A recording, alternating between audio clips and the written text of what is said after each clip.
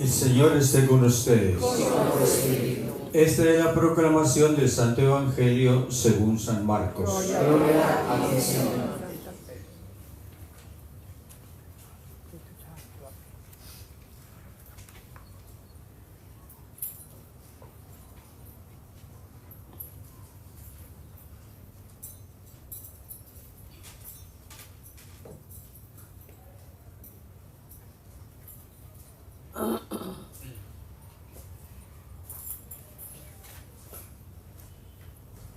En aquel tiempo, dejando Jesús el territorio de Tiro, pasó por Sidón, camino del mar de Galilea, atravesando la Decápolis.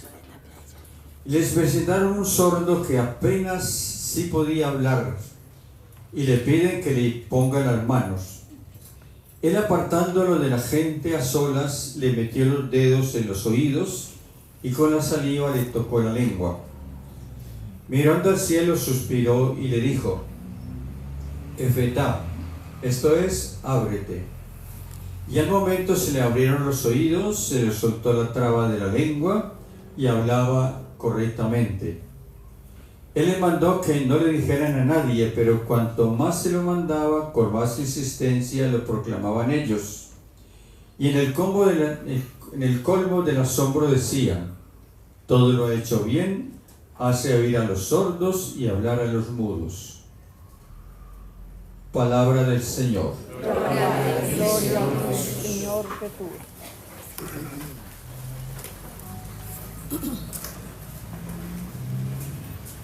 Pero yo los invito más que de pronto a escuchar un sermón como hacíamos antes. Íbamos a oír sermones, más que todo venimos a crecer y a meditar para ir dando una contextura a nuestra vida cristiana. Escuchamos ahorita la lectura del libro del Génesis y cómo el Señor lo creó todo y por último creó al hombre y a la mujer, y nos está narrando el hecho de cómo la mujer consintió en la culpa. Y dice: con que Dios les ha prohibido comer del árbol del jardín. La mujer le contestó: no podemos comer de todos los árboles del jardín, menos de uno, que nos dijo el Señor: no coman de él ni lo toquen, de lo contrario morirán. Y la serpiente le dijo a la mujer: no, eso es mentira, no morirán, tranquilos que no morirán, se le abrirán los ojos y serán como Dios en el conocimiento del bien y del mal.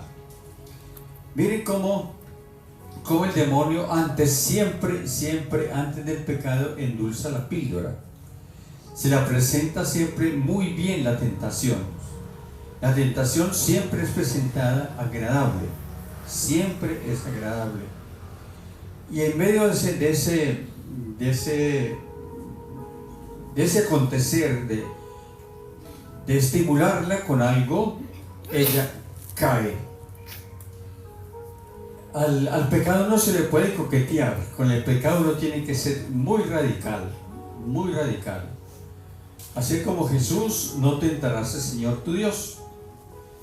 Bueno, y cayeron, se echaron la culpa uno al otro. Fue que ella me dio, fue que la serpiente me invitó, fue que...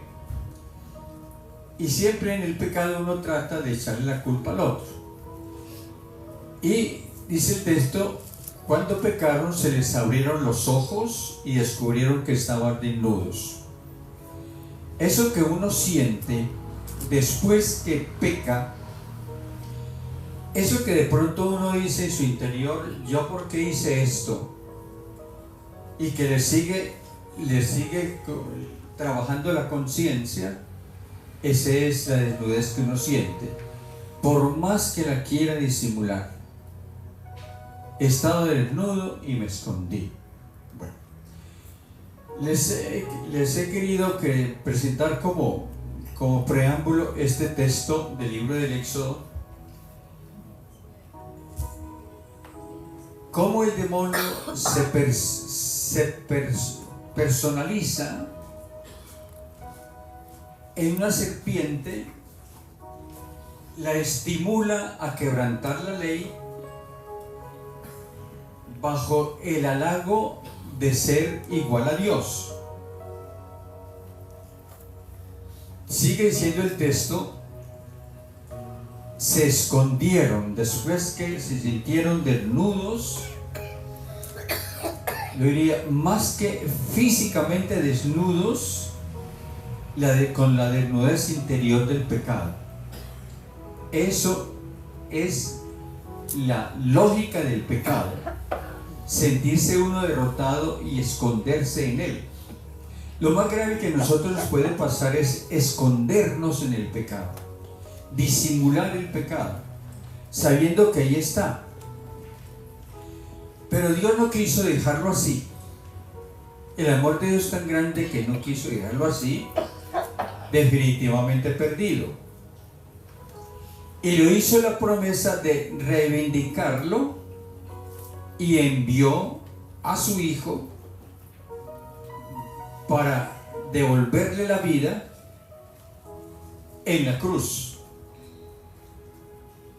Ese sentido de Cristo crucificado: devolverme la vida después de haberme desintegrado por el pecado. Entonces tomemos un poquito para nuestra meditación. La crucifixión es un acontecimiento divino, porque por la crucifixión nosotros fuimos salvados por la sangre de Cristo, para limpiarnos del pecado y para reconciliarnos con Dios, reconciliarnos conmigo y reconciliarme con los demás y reconciliarme con la naturaleza. El pecado rompe todo eso. Rompe todo eso. Rompe mi comunión con la creación, con los hermanos. San Pablo, Jesús no lo define. Si ustedes le preguntan a Jesús, no lo define, lo trata. Precisamente en esa concepción del pecado, San Pablo se atreve a definirlo y dice que es el misterio de la iniquidad. Entonces, les decía que la crucifixión es un acontecimiento divino para ser salvados, por su sangre reconciliarnos con el Padre. Para los judíos la cruz era un instrumento para ejecutar criminales. Por eso Jesús fue crucificado como un criminal.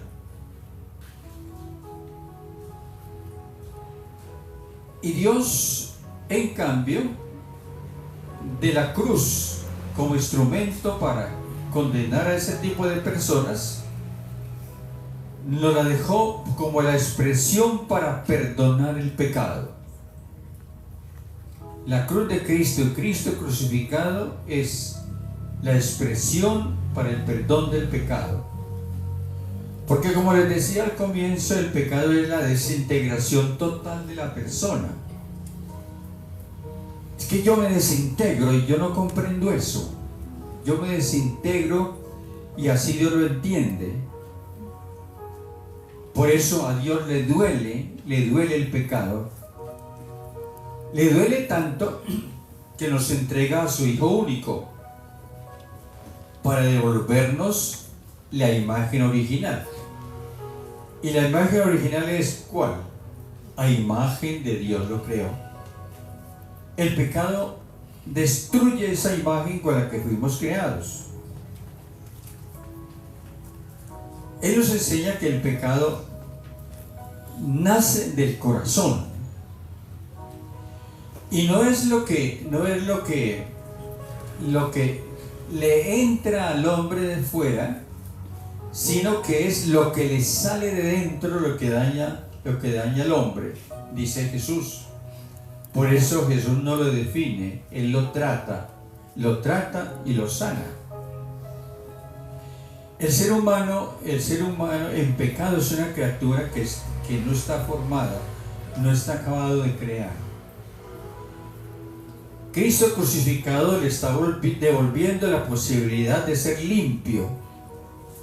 La cruz de Cristo me regala a mí esa posibilidad de volver a ser limpio, a recuperar esa imagen que Dios colocó en mí.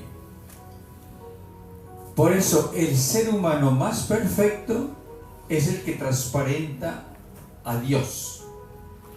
Una persona en gracia de Dios transparenta a Dios, lo hace visible. Y este es el sentido de la cruz. Es el sentido de la cruz. El primer milagro que nosotros tenemos que pedirle a Jesús crucificado es ahora decirle: Señor, que yo transparente en mi vida tu misterio, que yo transparente a Dios en mis acciones, en mis pensamientos. En la cruz Dios muestra lo que es propio suyo. Lo que es propio de Dios es la misericordia, que se inclina para levantar al débil. Dios nos ama agachándose a nivel de nuestra condición humana. Dios se agacha, se inclina para levantarme. Hay una palabra que me gusta mucho del griego, elomai. Elomai es esto. ¿Vienes conmigo un momentico? ¿Ven? Para demostrarle lo que es la misericordia, lo que Dios hace cuando desde la cruz que se baja,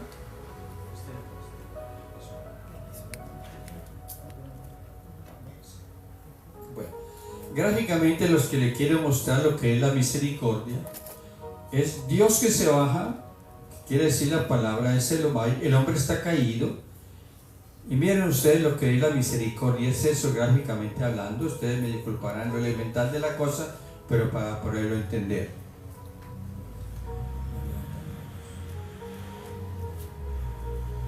¿Qué sucedió? Nos levantamos los dos. Al caído, Dios se baja hasta la condición humana. En la cruz se hace carne en María. Nos regala su sangre. ¿Para qué? Para hacer esto. Dios es lo que es ella. Entonces Dios se baja desde su condición de Dios, se le olvida que Él es Dios, para que le olvida que es Dios, para coger la criatura y hacerle otra vez así. ¿Vieron la imagen? Eso es la misericordia. Eso es lo que Él hace con nosotros. Gracias. Y hay otra, no olviden esa palabrita de elomai. Misericordia es eso. Bajarse y recoger es lo que hace. ¿Hasta dónde llega el amor de Dios? En Jesús es donde Dios hace misericordia. Para eso lo mandó, para que hiciera misericordia, para sacarnos de esa postración que es el pecado, de esa desintegración total del ser con ese pecado. Dios sana al ser humano tocándole su debilidad, su pecado. A Dios le duele el pecado, por eso. Ese es el sentido de la cruz. Le duele el pecado de tal manera que murió como un criminal por mí. Y hay otra palabrita por allá también del griego, splenmasomai, no se la aprendan, pero esa palabra quiere decir que a Dios le causa, esa se traduce del griego, un dolor en cualquier parte del cuerpo. Es como un dolor de entrañas. un dolor entrañable lo que le causa a Dios mi pecado. Tanto le duele que la cruz es la expresión más grande de la misericordia. Jesús sentía dolor físico viendo un pecador. A Dios le duele el pecado. Le duele el pecador. Jesús siente el dolor por el pecado ajeno,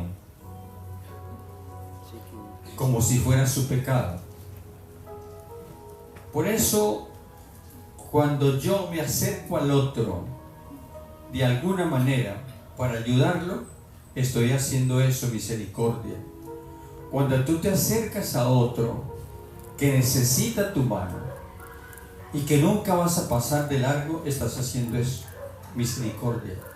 Te estás acercando a su pobreza, te estás acercando a su tristeza, te estás acercando a su dolor. Dios hace misericordia a través de nosotros, a través de nuestros hermanos. Yo los invito a todos a que hagamos en su interior una oración. Oremos al Señor que nos dé la gracia de que Él nos ilumine este misterio de la iniquidad. Y no nos queda sino agradecerle. Cualquiera sea la situación en que nosotros estemos delante de mi Dios, cualquiera sea, al frente está la misericordia de Dios, está el Elomai, el que se baja para levantarse conmigo.